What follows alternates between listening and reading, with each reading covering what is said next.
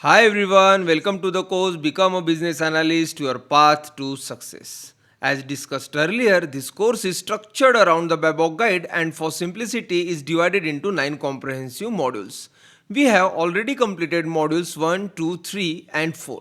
Module 1 provides an introduction to business analysis perfect for those new to the field or from non-IT backgrounds.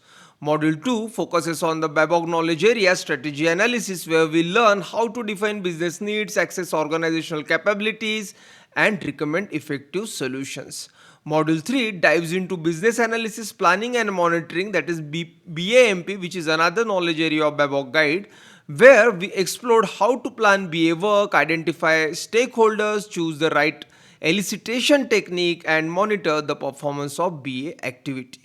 Whereas in Module 4, we explored the Requirement Lifecycle Management RLCM, which is another knowledge area of Babok Guide, where we covered all 5 key steps in details and saw how each step helps keep requirements organized and under control throughout the project.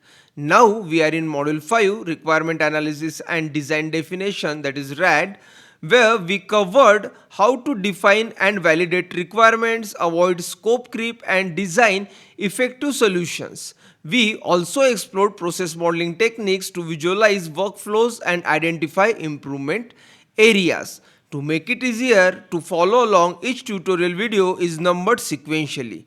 If you ever need a quick refresher or clarification, you can easily revisit any previous tutorial at your convenience. All supporting documents and useful links are readily available in the video description for quick and easy access. Now, welcome to tutorial 17, Feasibility Study, Cost Benefit Analysis and Return on Investment. In this session, we will explore how to assess project viability, analysis cost versus benefits, and understand the financial returns of investments. So, without further delay, let's get started with tutorial 17. Well, in design options, task of requirement analysis and design definition, business analysts define potential ways to meet the business needs, including system components, processes, interaction, and delivery methods. This task involves developing various design options and assessing their feasibility. Well, in short, define design option tasks, we come up with different ways to meet the business needs and see what work best.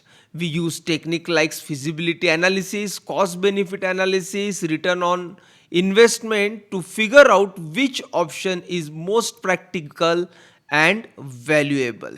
So now let's start with feasibility study. A feasibility study is an evaluation process that assesses the technical, operational, economic, schedule, and legal feasibility of different design alternatives to determine the most viable solution for implementation. It helps in selecting the best design option by analyzing its practicality, cost effectiveness, and alignment with the business goal. So basically, a feasibility study is like a reality check. We look at different solution options and ask, can we actually build it? Will it work with our current system? Do we have the time, budget, or approvals? So, asking such questions helps us to figure out which option is practical, affordable, and actually makes sense for the business before we go ahead and build anything. So, feasibility broadly divided into 5 key areas like technical feasibility, operational feasibility, economic or financial feasibility, then schedule feasibility, and legal and regulatory feasibility. So now we will try to collate this feasibility study with our loan management system, and we will see the general way also, and we'll see all these key areas of feasibility one by one. Now let's move with technical feasibility. Well, let me clear one thing. Well, as a business analyst, we generally don't go that much deep into the technical feasibility, but it's our duty during the such discussion we should involve in it and we should note it down as well. So now let's start. Well, you can see here a table. Here there are criteria there is one column of criteria, then general assessment, means in general we will talk, and then we will collate this with our loan management system as well. So we will go criteria by criteria here, and we will check the tech, what is exactly we will make our system feasible for technical way. Now let's first is system compatibility. Well, here we check, here actually we access whether the solution aligns with existing hardware, platform and architecture. Well, in simple meaning, in simple word, what exactly here we are accessing actually, if we have a inbuilt system already, if it is not, then we will take differently, very different approach, okay. But if we are now assuming that we have already one system, and now on the top of that system we are developing another system or another software. So now we will check that whatever software we will develop, whether it will means align with our existing hardware or existing platform on which we are working, or existing solution architecture right now we have on this, whether it is can we align with it. So all these things, all these possibilities we will check. Now let's shift this onto our loan management system. Well, while we are working for loan management system which we are building for the Nova Major Bank, means Nova Major Bank is already having existing system, and we concluded that the loan management system will run on Nova Major Bank's existing AWS cloud environment and integrate smoothly with current banking platform. Means we can say that yes, it is compatible, because it is easily we can host it out on the AWS cloud, and it is very integrate very smoothly with the current banking platform. So we will say that yes, system compatibility, it gets passed from our side that it is technically feasible. Then we will see the integration requirement. Here we will evaluate the availability of APIs, means whatever the APIs written already, there are APIs for the old system, whether it is availability, means whether it can be reused for our new system, or we can find any middleware for connecting with other systems, something like that. So this thing is also generally accessed during the technical feasibility. So we can again go back to the our loan management system. Here we can say that API exists for integration with the core banking system. Already there is API where we can reuse that API for connecting with core banking system, then customer relationship management system, then credit bureaus and digital payment gateway. In general integration is nothing but connecting with different software.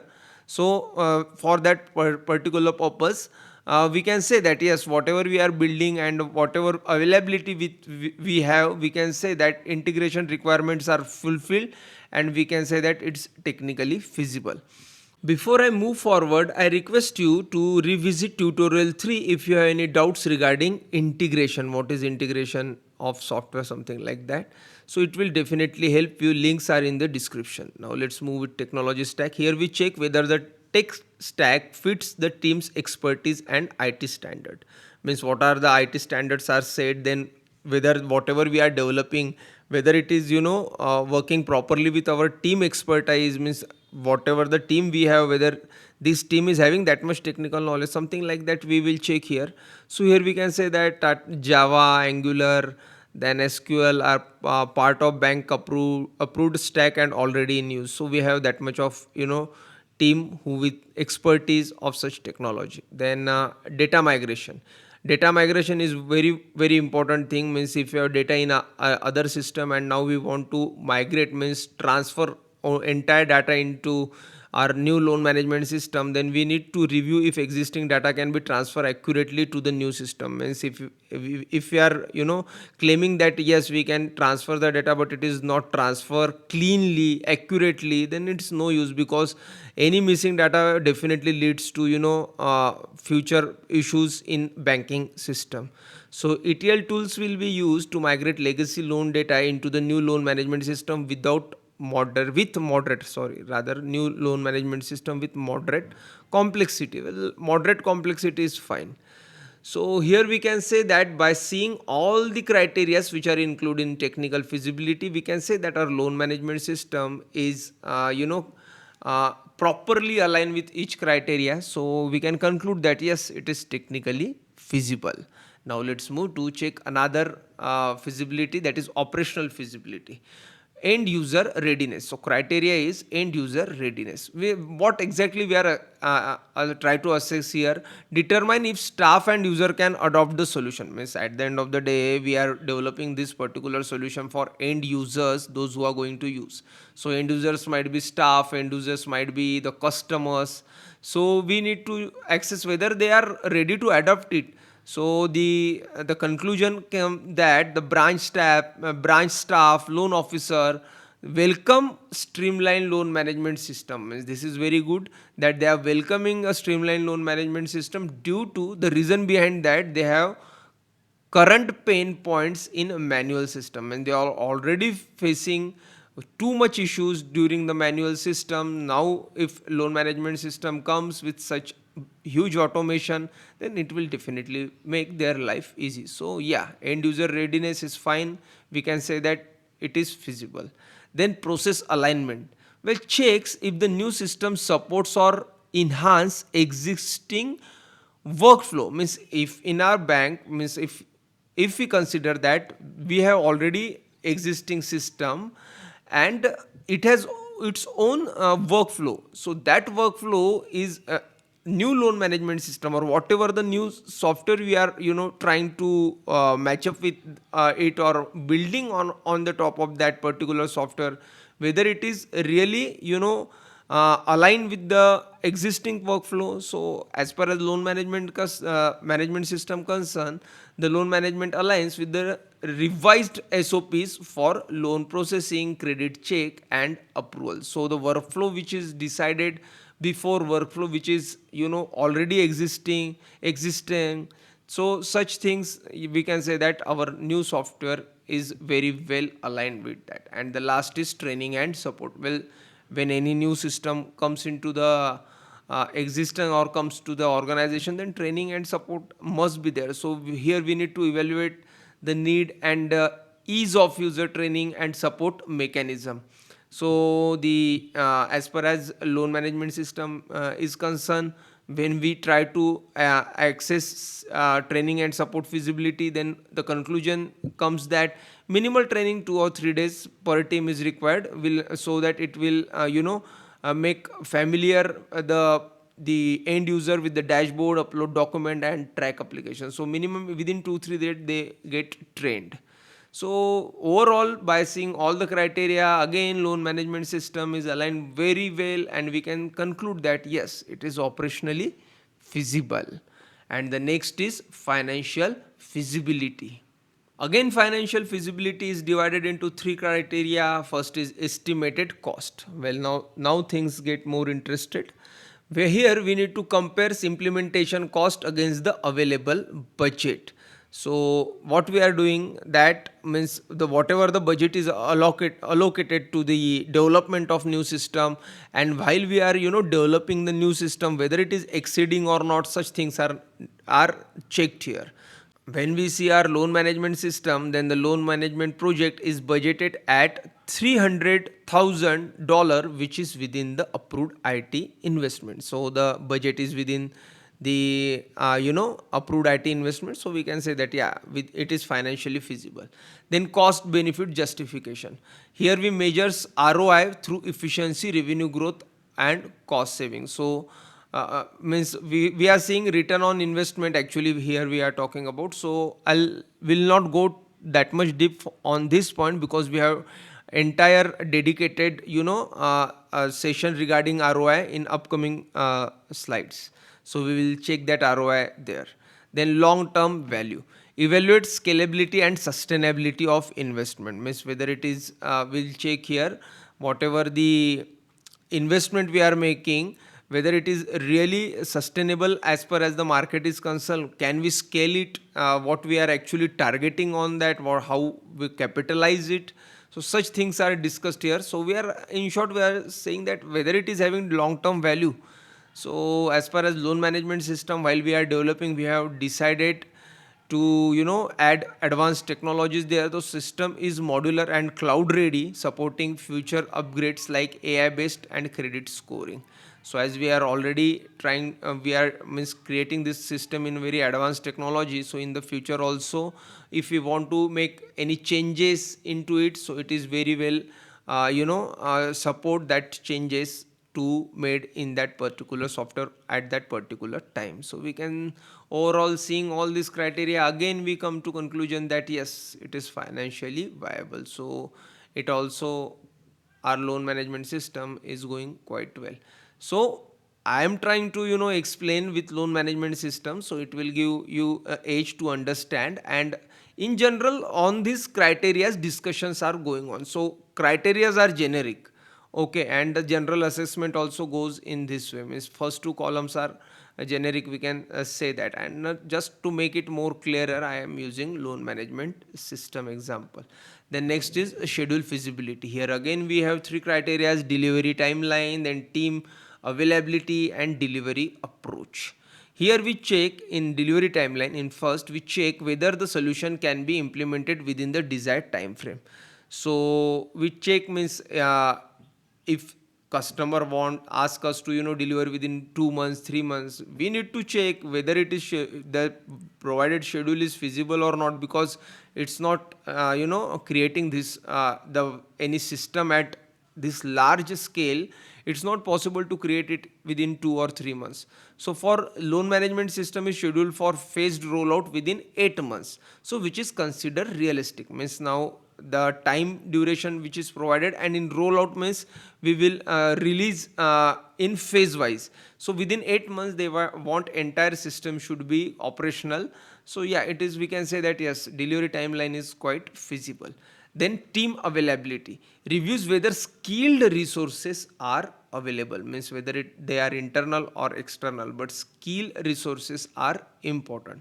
So again we will say that for loan management system, yes, Nova major bank's IT team and the vendor for which, means our side, means we are considering ourselves as a vendor, okay, we are as a business analyst, we are sitting on a vendor side and we are developing a system for Nova major bank. So we can say that on the both side we have good domain and technical expertise with us. So team availability is also there. So yeah, we can say that it is feasible. Then delivery approach.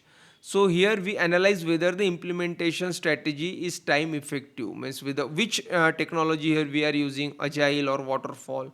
So it is decided that agile approach will be used for faster feedback loops and incremental release, because flexibility that agile methodology brings, so it is very useful to develop any system, especially in the banking. Agile, in banking generally agile and waterfall they find midway, like they use hybrid as well. So if you have any questions again regarding this, please visit tutorial 3 where I try to explain software development life cycle. So link is in the description, you will get a better idea regarding what is SDLC.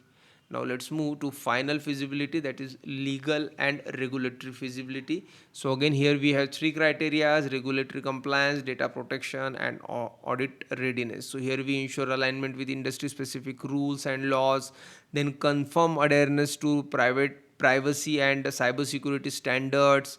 Then we check validity, the validates the ability to track the report user action and system events. So it is we can easily audit the entire software. Then it is well data protected, then it is following the regulatory compliance. So yeah, we can say that we try to implement each and everything in our loan management system, like KYC, loan documentation. Then for data protection we use GDPR standards. Then whatever here means if we India or in abroad also, whatever the data privacy bill is there, according to that we try to develop our system. Then finally, loan management will also include robust logging and access control approval tracking features. So all in all, we can say that yes, the new system which are developing is easily following the legal and regulatory whatever the norms are provided. So again we conclude here that yes, the system which we are developing legally and regulatory feasible. All and all, if we consider importance of feasibility study, then we can say that it helps us make sure that what we are planning to do is actually possible from all angles. We check if the solution works technically, if people can use it, if it fits the budget, if it can be done on time, and if it follows all legal rules. So it's a great way to avoid surprises later and move forward with confidence, knowing we have picked an option that's truly workable. So that's all about feasibility study. Now let's move to cost benefit analysis. Cost benefit analysis is a method used to compare the total expected cost of a project against its benefits to determine whether it's financially viable. It helps us in making data driven decisions by weighing the pros and cons of an investment. In simple terms, cost benefit analysis is about checking if something is worth doing. We look at how much it will cost and what benefits we will get in return. If the benefits are higher than cost, it's probably a good idea to go ahead. It helps us take smarter decision by showing whether the effort, time, money we are putting in means developing any project will actually pay off. So we have very basic formula for cost benefit analysis. Here we calculate net benefit. The net benefit is like total benefits, means whatever the benefits we will get minus total cost, whatever the cost we have put to develop that particular system. If the benefits exceeds the cost, the project is considered worthwhile. Yeah, that's very much true. Now let's implement this cost benefit analysis on loan management system for Noah Major Bank. So cost benefit analysis, here we identify first cost. So it is divided into three columns: cost category, description, and estimated cost. So the first cost category is that software development or purchase. Well, licensing, description that licensing or custom built loan management system. So overall cost is $150 means if we build any custom built loan management system, then estimated cost is $150,000. Then infrastructure and hosting means cloud hosting, server, storage. The overall cost for this is $50,000. Then integration cost means connecting core banking system, then we need to connect with credit bureau, we want to connect our loan management system with payment gateway. So overall cost for this is $30,000. And the last is training and change management. So training loan officers, staffs, everyone we need to train. So here also we need to calculate the cost. So this cost also comes around $20,000. And one more category is there, I forgot, that is ongoing maintenance and support, which is very important. Means annual support, upgrade, security patches, whatever the annual maintenance comes. So yearly we need to put 25,000 into that. Means for that developing that particular thing, we need to put $25,000. So overall we can say that total cost of our loan management system is $275,000. So this is the first year cost which we need to put, that $275,000 are required. Now let find out the benefits. So benefits against whatever we have investment. After the implementation of this particular system, what are the probable benefits, what are the probable savings, here we are calculating.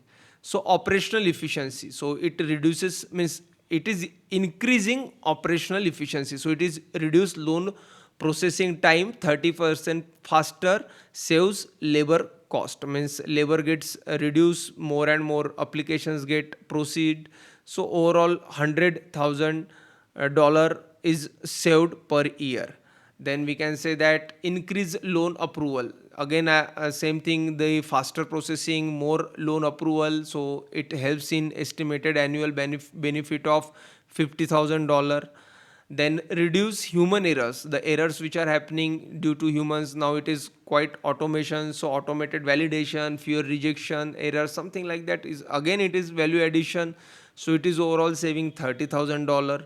Then better compliance and risk management, so automated fraud detection, audit trails helps us to save $20,000 again.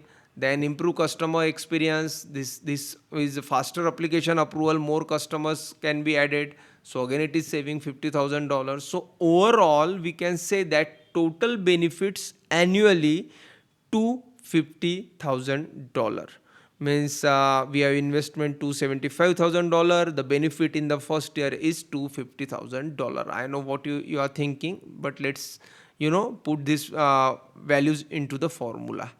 Now when we put this formula, when this value in the formula, net benefit is equal to total benefits minus total cost, and it's shocking that in very first year we can say that minus $25,000 loss, means since the initial implementation cost is high, the first year is has a slight negative return which we are getting. Well, in general opinion, we can say that in first year we are bearing the loss of $25,000. So then, what is the point to implementing new loan management system if it is giving the loss? So to get the answer of this, now we will move and check what is return on investment. Return on investment is a financial metric used to evaluate the profitability of an investment. It measures the gain or profit compared to the cost of the investment. Well, basically, return on investment is a way to see if what we are spending money on it's actually giving us something back. It tells us how much profit or value we are getting compared to what we are spent. If the ROI is high, that means the investment is doing well. It's quick way to judge whether the decision makes financial sense. Now again I am telling you, you might have into a dilemma. We have already seen the $25,000 loss, and now how we can make this into the profit. So please check this example, it is very interesting and it will clear your all doubts also. So see, first year return on investment, we know that we have invest total benefits are only $250,000, total cost is $275,000. Then we are putting it into formula, dividing it by 275,000 and then multiplying it, and overall answer comes that minus 9.09%. So return on investment in first year is in negative. We have seen it in the numbers also that we are facing the loss of $25,000, and in percentage we are facing the loss of 9% per year, means in first year. Now the interesting part comes here. If we already know that since the cost are one time, means whatever $275,000 which we are investing in first year, in every year we are not going to invest that money. Hardly we can put $5,000 $10,000 per year for maintenance, not more than that. Okay, and which is very negligible. But benefits are recurring, means if once we are investing any money for first time, but the benefits are recurring. Now we have analyzed only for first year. Now let's give the try for 3 year, whether in the 3 years it may give some magical returns to us. So we are thinking long term, means return on investment is nothing but long term returns, where whatever returns we are getting. So if we consider for next 3 years, then we can say that if first year benefit is 250, then for 3 year the benefit might goes to $750,000. Okay, and the total cost of investment will remain the same, it will unchanged, hardly $20,000-$30,000 may be increased due to into the maintenance. So 3 year return cost means now what we are doing, 750 minus 275 divided by $275,000 into 100, and you can see the magical figure of 172% hike in the profit. Okay, if we are even you want to add 30,000 50,000 in the maintenance cost, then you can add and make this $275,000 into $300, even if you make for next 3 years, then also we will get a magical figure of profit. So we can say that overall if we consider The return on investment for 3 year, the loan management investment is profitable in the long term and with high returns after the first year. First year you may find a little bit losses because it is very first year, but as the business grow, as the time passes, then we will definitely say the benefits will increase. And as per as ROI concern, it's now we can see it is in positive, so almost 172% return means that's very good. And along with that, it has always scope to improve the efficiency of the system. So this is nothing but return on investment. So in this way, this is just a formula thing. In this way we generally calculate return on investment. I hope now you have a good idea of return on investment, feasibility study, and cost benefit analysis as well. Now let's conclude this topic. Feasibility analysis helps determine whether an idea or initiative can be realistically implemented. Whereas cost benefit analysis evaluates the trade off between the cost incurred and the benefits gained. And as per as return on investment, it measures the financial return expected from the investment. Together, this assessment provide a clear picture of value, risk, and practicality. They support informed decision making before moving ahead with any plan. Well, I hope you now have a good understanding of feasibility analysis, cost benefit analysis, and return on investment. With this, we have also wrapped up Module 5, where we explored requirement analysis and design definition knowledge area from the Babcock guide. In the next tutorial, we will begin business analysis information management, that is BAIM, and we'll learn how to organize, store, and manage analysis information effectively. So, as usual, before we wrap up, just one last thought to leave you with. Thanks immensely for sticking around. If this video helped you even a little, don't forget to hit that like button, share it with your friends, and drop any questions in the comments. I love hearing from you. And most importantly, smash that subscribe button so we can keep exploring the awesome world of business analysis together. Catch you in the next one. Thank you very much.